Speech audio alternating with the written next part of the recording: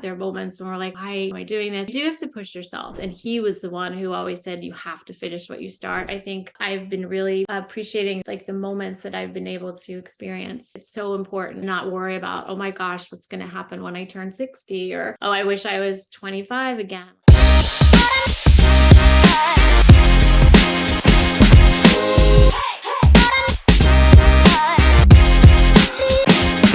Well, good afternoon, SLAE family. So happy to be here today with a woman who is shattering what it means to be 50. We're going to engage in a great conversation with our special guest today, and she's going to be sharing really courage and gigantic, audacious goals. So welcome from Connecticut. We are blessed to have Christie Olson. Christie, thanks for being here. Hi, thank you for having me. I'm so honored. I'm so excited. So Christie, let's start off. Just quickly before we dive into the wild venture that you are on, can you share a little bit about yourself and your family? Sure. I am a kindergarten teacher, actually kindergarten first grade. And I just recently moved to Stonington, Connecticut. I have three amazing children, one nearby at URI, and then one in Brooklyn and one in California. And so they're actually behind me when they were a little bit younger. And I've been teaching school, mostly kindergarten, most of my career. And I found this great school in Stonington and applied and got really lucky after waiting 4 years. Nobody leaves the school, and I'm here now just starting a new life in Connecticut. Well, congratulations. Thank you. And you turned 50 and decided to take on this wild journey of doing 50 races in 50 states. Can you tell everybody about the inspiration of your journey and how you are going about tackling this right now?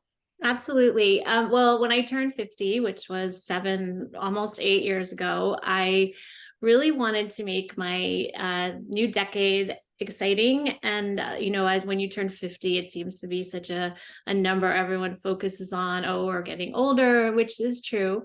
But I really wanted to make this time really exciting for myself. And I love to run and I love to do races. And I just thought, oh, I'll just try to do a race in every state, either running or biking or doing a triathlon or there was no specific, really, I made it up in my head, although I know a lot of people do it in a no distance. And I just thought, well, I'll give it a try and see what happens. And here I am almost 8 years later, and I've done 39. So I'm very excited. Wow, you're up to 39 now. You mentioned quickly that you've done running, cycling, kayaking, Oh yeah, kayaking in there too.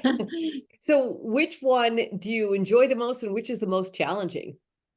I personally love to run the most. But as I have gotten older, I realize I can't always run. So biking has become a big part of my workout routine now. And so I think I probably equally love biking, and I biked this summer on a really long, it wasn't really a race, but it was a ride, which I counted in Iowa, called Ragbri. So now I guess I'm an official biker person, and probably like that. The same, it just takes a little bit longer. So running is quick, efficient, and I do love to run. Kayaking, I've learned to love as well because of one of the races I did that was kayaking. Excellent. Now, how do you choose? Do you get called by a race and you go, I'm going to go to that race? Or do you go, I really want to go to this state next? And then you choose based on what's available? Or do you say, this is a beautiful place to run, so I'm going to run? How do you make the decisions when you tackle each state? It's a combination probably of all of the things that you said. Initially, when I started, there were races that were close to me, and it would work out, like as far as when I had time off and it wasn't at work. Most races, luckily, that I've done are on the weekends, so that's nice.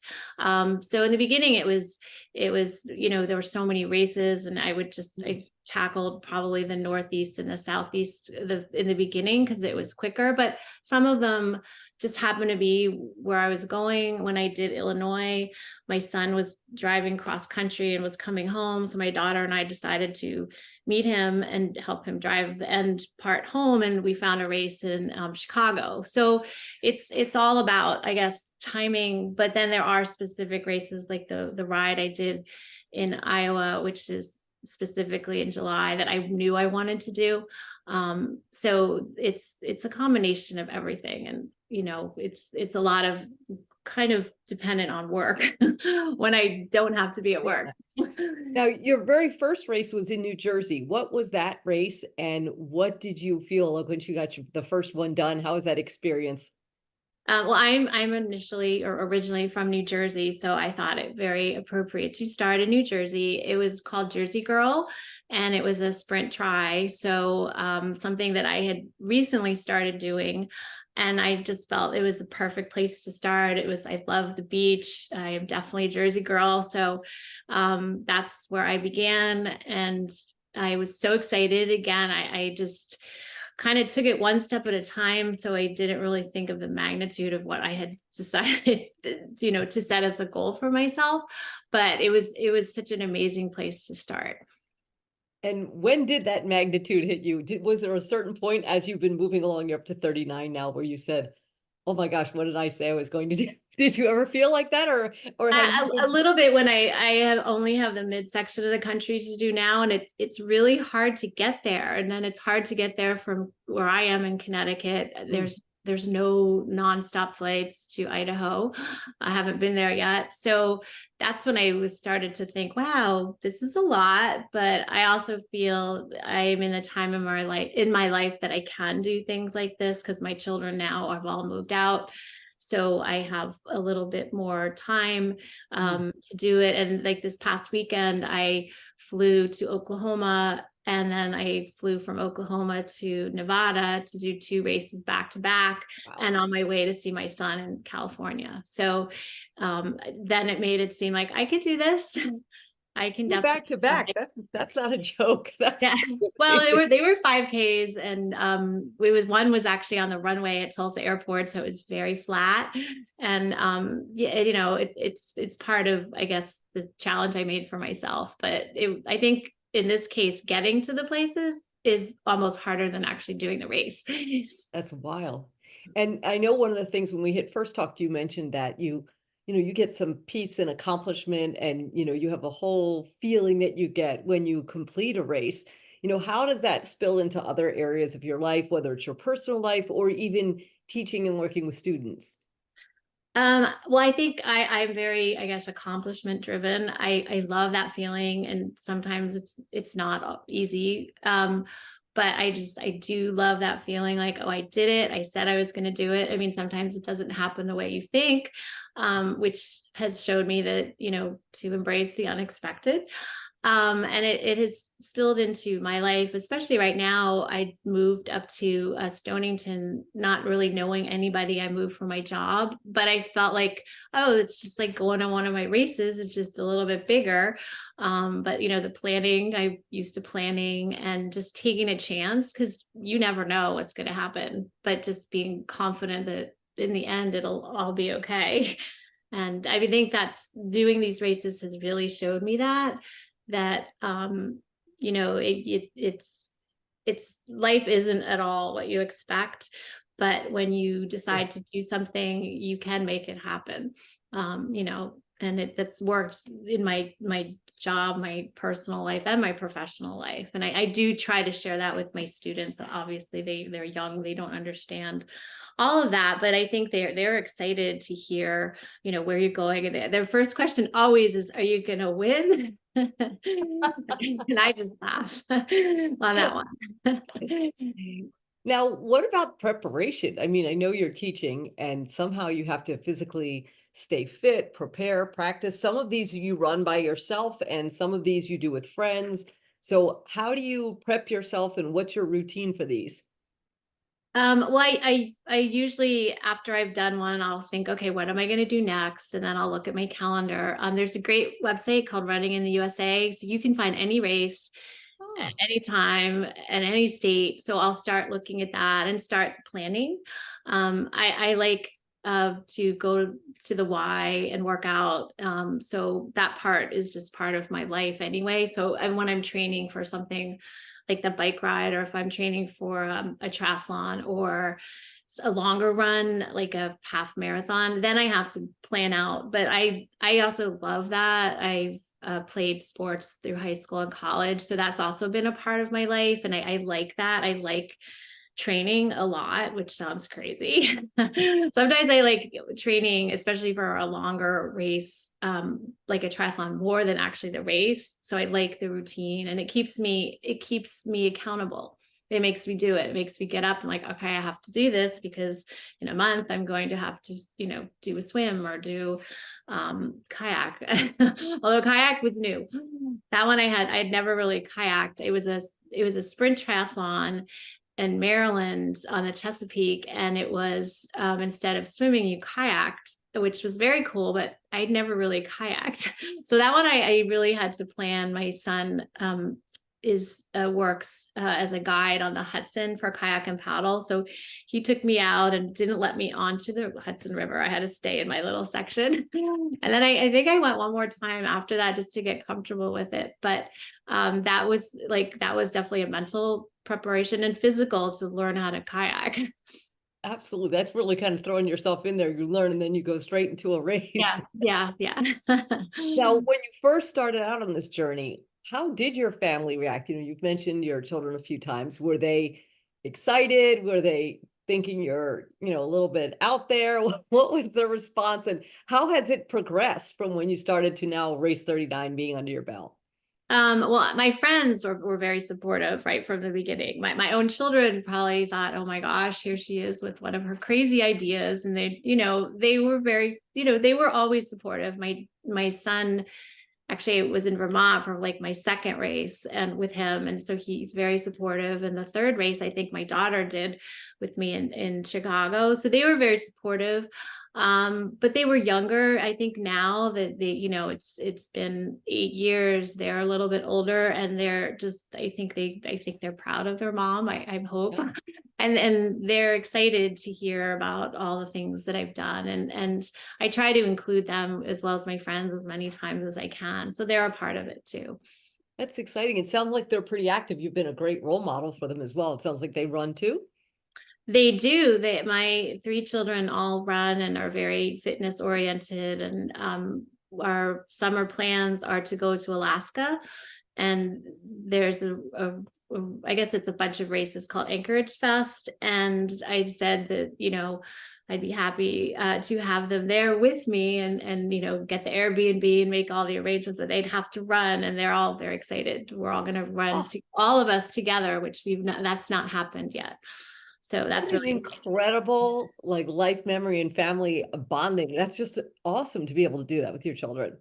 Absolutely. Yes. And yeah, we're very, very excited for that to happen. Excellent. Now, when you do these, I'm going to assume, because you seem incredibly superhuman, but I'm going to dive in there and think somehow that you are human in this, and that there must be a time or a day here or there where you either get physically tired or it's just mentally, you have some obstacles going on. You're, I don't know if it's a self conversation or fatigue, but do you ever get to a point where you got to really push yourself through? And if so, what do you do to get yourself mentally and physically over the hump and finish that next race? Yeah, no, it actually happened this morning. It was like rainy here, and I was like so not wanting to get up, and I did to go to the gym, and it's I think we all go through that. There are moments when we're like, why am I doing this, or and you do have to push yourself. I mean, no one came up with this but me. No one's making me do this, so it has to come from me to to get over those moments. A lot of times I'll think to myself like, afterwards you're going to feel so much better, which happened this morning. I mean, I just went to a class at the Y, but I think that's a part of it. And then it's just, it's a bigger picture when you do it's the same thing. It's the same feeling when it's a bigger race or something.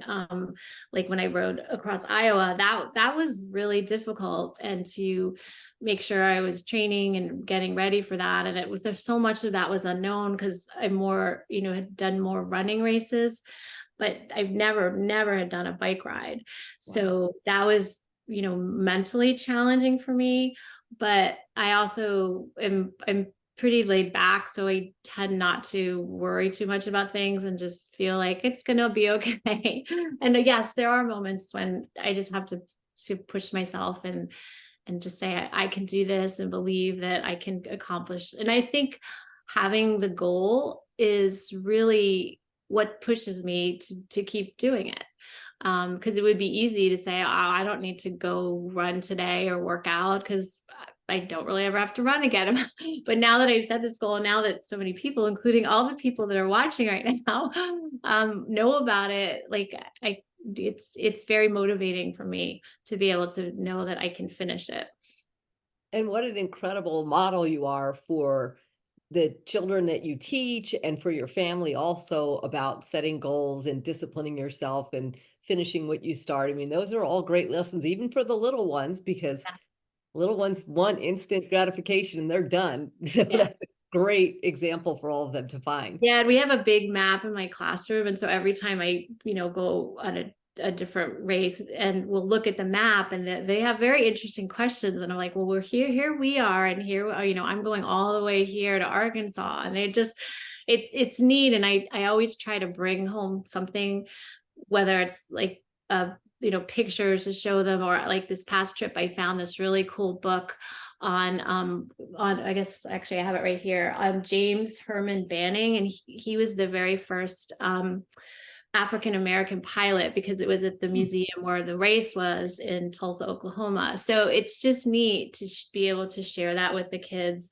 And they, when you're in first grade and kindergarten, like life is just so exciting. So every part of life. So I think they're thrilled to hear about all of this too. Oh, that's so fun for them. And now I know that you are, into some of the more challenging geography. How do you get there? How do you complete it?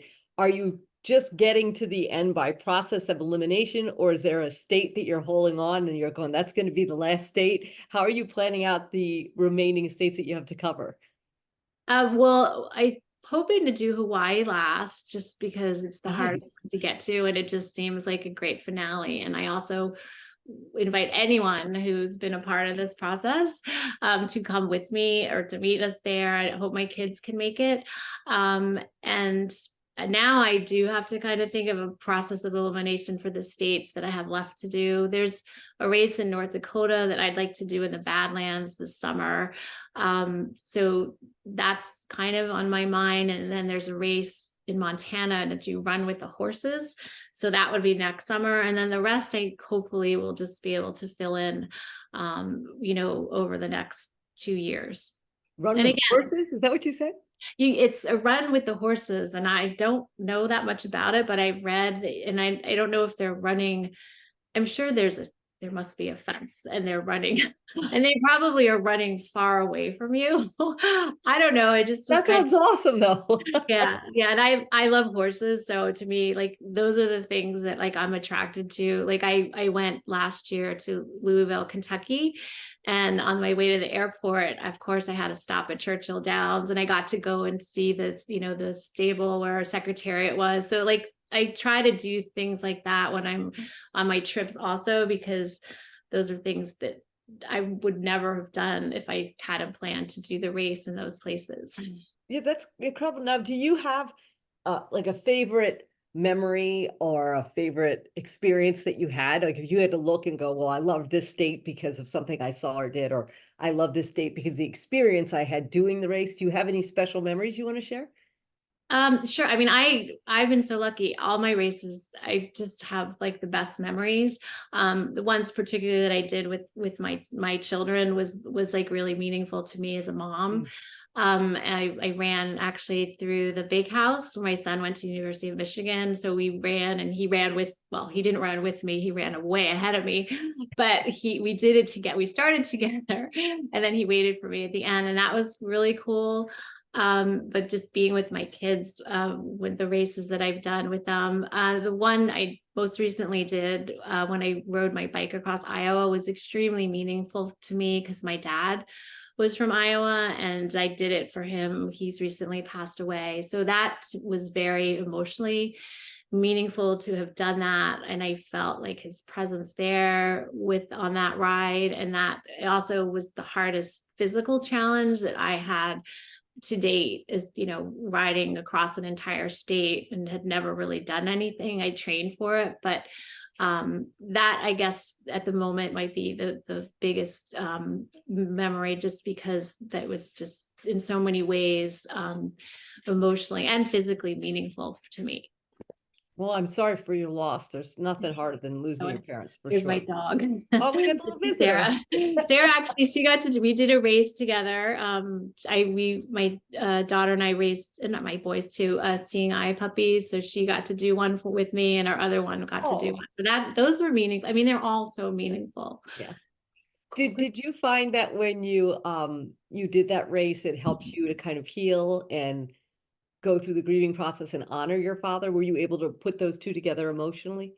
Absolutely. I just felt like being in the state where he was born was just very much of a connection, even though he didn't really stay there after college. And I feel like my dad is and was always one of my biggest supporters, and he was the one who always said, you have to finish what you start. So I learned that from him. And it was a hard race, and if you think that Iowa is flat, it's not. And the hills were giant, and Wow. it was the 1 week all summer that it was so hot, and I prefer the cooler weather. So that was also a physical challenge for me, but I did really feel he was there. Like, people say that when they've lost a loved one, and I had never experienced it, and I felt lucky because he was really there watching over me and my friend who was with me, and then actually all the other people. There was a incident with a tornado watch, and we all had to go into shelter. So that was just like, that was scary, something I'd never experienced. And we were so lucky that, like, no one got hurt and nothing happened to all, like, and there were thousands of other people. So I felt like that he didn't make the tornado not happen, but he was watching over us. And when I went back to, you camped, but again, huge challenge for me to be a camper. I've learned to be a camper. My camp, all my camp gear was ruined or wet in rain, and not, I couldn't use it. And all of a sudden this man appears out of nowhere, and he's like, the neighbor across the street, the neighbors are opening their homes to people that have, don't have their camping gear. Would you like to go and, stay in this person's house? And, like, again, I just felt like that would be something my dad would have totally done. Like, it was just amazing. And to have, like, these strangers open up their homes to people they don't know, it just, again, was just such a cool experience that I've felt on many of my trips, just to see the kindness out there in the United States that, you might not always hear about on the news. You wouldn't have heard about that, what happened to me and all the people there that weekend, or that night, that they opened up their homes for people, because that's a good story. And all about kindness. And I've experienced that every place I've gone. I've been so lucky to be able to have all those experiences, and seeing across the country the kindness out there. It's great to hear, because the news would never cover it. No. It has to be terrifying or depressing for them to want Yeah, to cover it. absolutely. So 2 questions before we wrap up. I so appreciate your time. Number 1, if somebody is going on an endeavor to do some physical challenge, I mean, yours is really extreme, but it can be something that is extreme for them or something bigger or just something that is out of their comfort zone physically. Do you have any advice, or is there anything that you say, oh, I wish I'd thought about this or I knew this before I started? I mean, I guess the one piece of advice is just don't give up on what you believe in, and start, start small. I mean, this has grown into something bigger, but it started with a triathlon, close to my house. And, believe that you can do it. I think that's a big part of this, and trust in yourself. It's huge to make something like this happen. And no matter, it doesn't necessarily have to be a physical, endeavor. It can be, something, a goal that you set for yourself, and just, keep determined. And no matter what people say, or, I have had people tell me I'm crazy, and I mean, again, this is a luxury that I'm able to do this. But I feel that, whatever people put their mind to, they can do if they believe in themselves. Well, it's funny, if people aren't telling you you're crazy, you're missing out on life, because that's just, if you're doing everything normal, where's the juice? Where's the excitement? Where's the feeling of being alive? And as soon as people tell me I'm crazy, I'm like, oh, I must be on track for something good. No, I think so too, and there are moments of crazy. I'm not going to deny that, but it's like, it's the good crazy. And again, I think as I've been getting older, I think I've been really appreciating like the moments that I've been able to experience, like at that moment. It's so important, whether or not worry about, oh my gosh, what's going to happen when I turn 60, or, oh, I wish I was 25 again. Like, I really try. And these experiences have helped me do that even more, because you're in that place for such a short amount of time. And so you have to make the most of it. And that's another part of this that I'm so grateful to have, been able to experience. And that brings me to the last thing. I just want to get your perspective or advice or anything. When you look at how you're taking on this decade of, being in your 50s, it's remarkable. And there are a lot of people who feel like, oh, I'm 50, I'm at least halfway done, it's all going downhill. What mindset advice, or is there a quote, or is there something that has inspired you, or anything you'd want to share with someone who's starting in their 50s about how it can be so great and what's possible? Yeah, I mean, it's hard because you so much you see is like, oh, 50. And I suppose this is my midlife crisis. But I mean, I think the big part of it for me is just to keep true to who I was before I turned 50. And I'm not going to change that part. And again, enjoying the moment. And it is hard, because so many people, um, aren't able to reach all their goals, or haven't reached their goals when they turn 50, and they think, oh my gosh, I don't have time. But I guess my words of wisdom was, you do have time, and to make the most of the time that's given to you, because nobody knows what's going to happen down the road. And also to just trust that it's going to be okay, and to believe whatever it is that your goal, big, small, that you can do it. I think for me to have something, I've made a goal for myself. I have something to hope for and something to plan for, and also something that you love. I think when you reach 50, fill your life with the things you love as much as you can.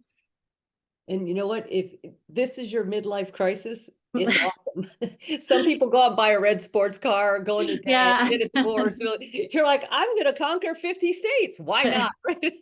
That's the most positive midlife crisis I could ever hear of. Well, Well, thank it's you certainly for been being here. fun, and I'm happy to go anywhere with anybody in my remaining 11 states. And I have met people too. I'm meeting a woman that I met last year in Denver, and we're meeting in Nebraska to run a race together. So it's just like things I would never have thought would happen, like, little things like that, really make it special.